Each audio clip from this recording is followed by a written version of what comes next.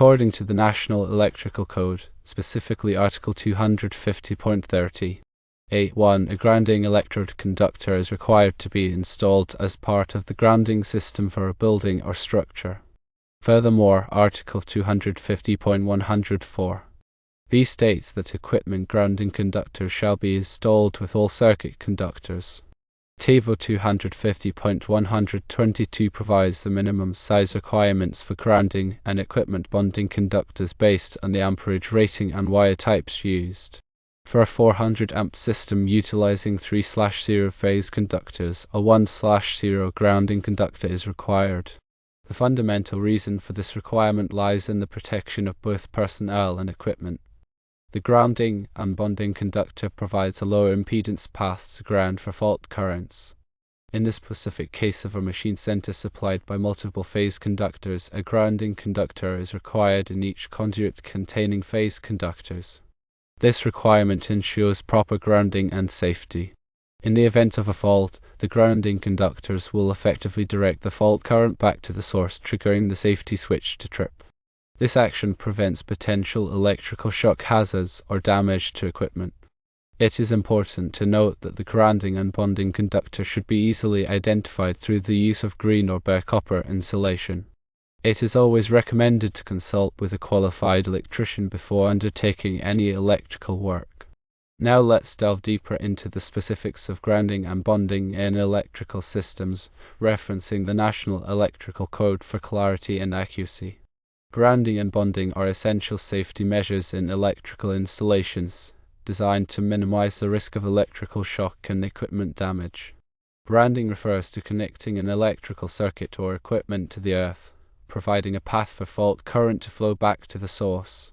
Bonding, on the other hand, involves connecting different metallic parts of an electrical system together to create a low impedance path for fault current. The National Electrical Code, or NEC, provides comprehensive guidelines for grounding and bonding electrical systems. Adhering to these guidelines is crucial for ensuring the safety and reliability of electrical installations. Article 250 of the NEC is dedicated to grounding and bonding requirements. This article covers various aspects of grounding and bonding, including grounding electrode systems, equipment grounding conductors, and bonding of metal enclosures. Let's examine some key sections of Article 250. Firstly, Section 250.4 outlines the general requirements for grounding and bonding. This section emphasizes the importance of creating a low impedance path for fault current to facilitate the operation of overcurrent protective devices, such as circuit breakers and fuses. Secondly, Section 250.24 addresses the grounding of service-supplied alternating current, or AC systems. This section requires the grounding of the neutral conductor of the AC system to a grounding electrode system. Thirdly, Section 250.30 provides requirements for grounding separately derived AC systems, such as those supplied by generators or transformers. This section specifies the methods for establishing a grounding electrode system for separately derived systems. Fourthly, Section 250.92 covers the bonding of metal enclosures and other non-current carrying metal parts of electrical equipment.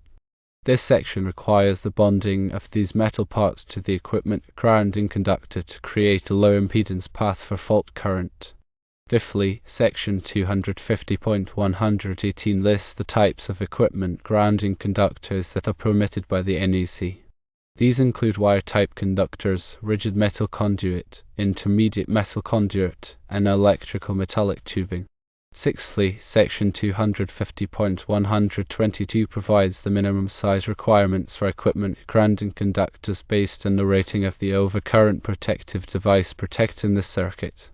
This section includes a table that specifies the minimum size of the equipment grounding conductor for various circuit ratings. Seventhly, Section 250.130 addresses the methods for connecting equipment grounding conductors to equipment and enclosures. This section provides guidelines for ensuring a reliable connection between the equipment grounding conductor and the metal parts of electrical equipment. Eighthly, Section 250.134 covers the grounding of equipment connected by cord and plug. This section requires that cord connector equipment be grounded through a grounding type receptacle and plug. Now let's delve into the specific requirements for grounding and bonding in different types of electrical systems. In residential electrical systems, the NEC requires the grounding of the neutral conductor of the service entrance to a grounding electrode system. This grounding electrode system typically consists of a ground rod, a metal water pipe, or a concrete encased electrode. The equipment grounding conductor is then connected to the grounding electrode system to provide a path for fault current. In commercial and industrial electrical systems, the NEC also requires the grounding of the neutral conductor of the service entrance to a grounding electrode system. However, the grounding electrode system in commercial and industrial systems may be more extensive than in residential systems, depending on the size and complexity of the electrical installation. In addition to grounding the neutral conductor, the NEC requires the bonding of all metal enclosures and other non-current carrying metal parts of electrical equipment to the equipment grounding conductor. This bonding ensures that all metal parts of the electrical system are at the same potential, minimizing the risk of electrical shock. At hazardous locations, such as those containing flammable gases or vapors, the NEC has additional requirements for grounding and bonding. These requirements are designed to prevent the accumulation of static electricity, which could ignite the flammable atmosphere. The NEC also provides specific requirements for grounding and bonding in healthcare facilities to ensure the safety of patients and medical personnel. These requirements address the unique electrical safety challenges presented by medical equipment and patient care areas. Grounding and bonding are not static concepts, and the NEC is regularly updated to reflect advances in technology and changes in industry practices.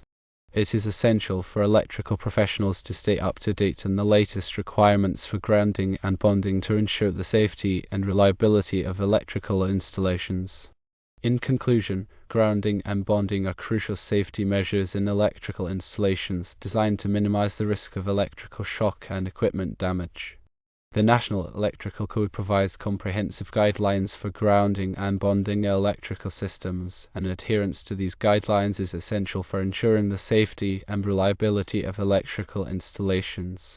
Remember to always consult the latest edition of the NEC for the most current requirements for grounding and bonding.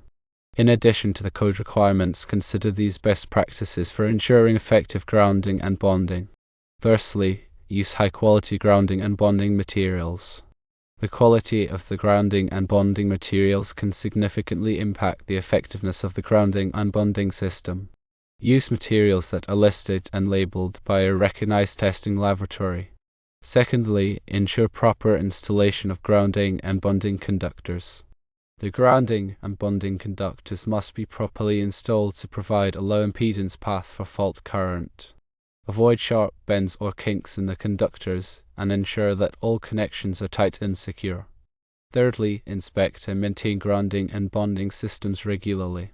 Grounding and bonding systems should be inspected and maintained regularly to ensure that they are functioning properly. Check for loose connections, corroded conductors, and other signs of damage. Fourthly, use appropriate tools and equipment for grounding and bonding. Use the appropriate tools and equipment for installing and maintaining grounding and bonding systems. Avoid using makeshift tools or equipment that could damage the grounding and bonding conductors or connections. Fifthly, follow manufacturer's instructions for grounding and bonding equipment. Always follow the manufacturer's instructions for grounding and bonding equipment. The manufacturer's instructions will provide specific guidance on how to properly ground and bond the equipment. Sixthly, consider the impact of harmonics on grounding and bonding systems. Harmonics can cause excessive current flow in grounding and bonding conductors, which can lead to overheating and equipment damage. Consider using harmonic filters or other mitigation techniques to reduce the impact of harmonics on grounding and bonding systems. Seventhly, address the grounding and bonding of sensitive electronic equipment.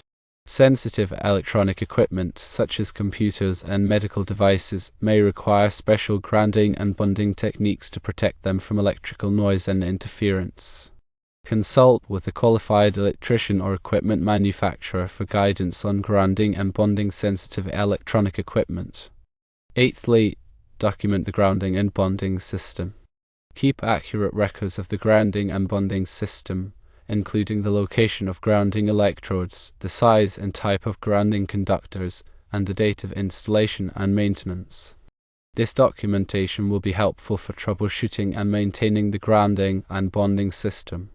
Ninthly, provide training on grounding and bonding. Provide training to employees and contractors on the importance of grounding and bonding and the proper procedures for installing and maintaining grounding and bonding systems. This training will help to ensure that grounding and bonding systems are properly installed and maintained. Tenthly, stay informed about changes in the NEC and industry best practices for grounding and bonding. The NEC and industry best practices for grounding and bonding are constantly evolving. Stay informed about these changes to ensure that your grounding and bonding systems are up to date and in compliance with the latest requirements. Now let's talk about the specific application you mentioned, which involves a 400 amp breaker feeding a machine center, utilizing two 2-inch conduits with 3/0 wire, 2 per phase. The task is to install a safety switch that disconnects the mains, and you plan to run 4 2-inch conduits to the safety switch, pulling 3 3/0 wires into each pipe. The question is whether to run a 1/0 grounding bonding conductor in each pipe. As previously stated, the answer is yes. According to the NEC, you need to run a 1/0 grounding bonding conductor in each pipe. Let's reiterate the reasoning behind this requirement.